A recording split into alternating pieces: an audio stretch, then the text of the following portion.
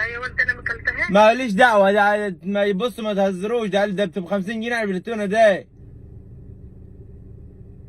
سامحني يا قلية خلاص. ما مسامحش انا، ده لازم اللي خدها يعترف، وبعد كده انا اشوف اسامحه ولا لا. يعترف؟ ما يا قلية دي علبة تونة يا قلية. يا علبه تونه ب 50، قلت لكم اكل اليوم ده تروحوش ناحيته اني. طب انا دلوقتي لاقيش تونه اكل، اجيب منين انا دلوقتي؟ خلاص زي بعض، اشوف اي حاجة كلها. استغفر الله العظيم يا رب. طب مين اللي كل علبه التونه؟ اكلتها انت؟ يا بلدي ما اكلتهاش. طب مين اللي كل علبه التونه؟ اكله يا اخوك. طب وخشم ياكل تونه قطعه دي؟ خلاص يا قلية انا عند خالتك فتحت لها. ايوه اللي فتحتكم. طب علبه التونه فين دلوقتي؟ دلوقتي تطلع علبه التونه، تعالي لي بسرعه. 5 دقايق ورايح البيت انا، ماليش دعوه، تجيبي واحده غيري. خلاص بعدين اجيب لك غيرها. طب ماشي، وانا كل ما اسيب حاجه القاكم كلتوها على كده. خلاص يا قلية اكل لك اي حاجة من الثلاجة. او كان زبريلا ولد امبارح شربتي انت، قول له زي بعضه.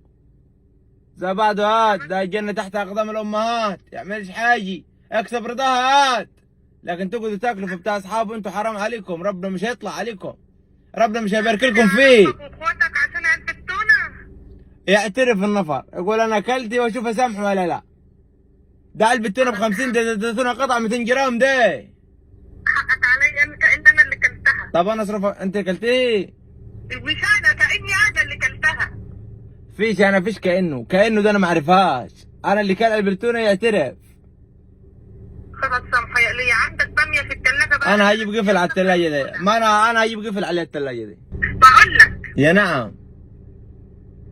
انا كنت عايزة شوية حاجات بس وانت جاي. عايزاها؟ عايزة اعمل شوية سلطة، وعايزة اعمل يعني عشوة كده بالليل يعني. عايز سلطه؟ اه سلطه؟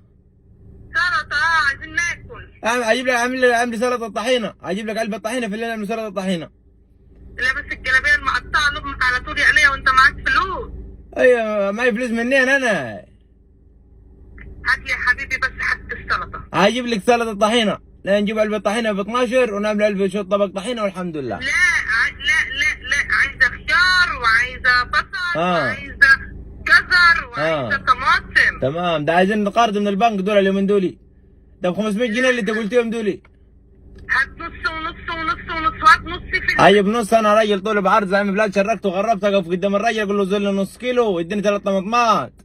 ده ادفن نفسي بالحياه انا الاول، اطلع بعلبه التونه وبعدين نشوف موضوع السلطه. عشان نتعشى بالليل. ما انا متعشيش، انا عامل دايت خلاص.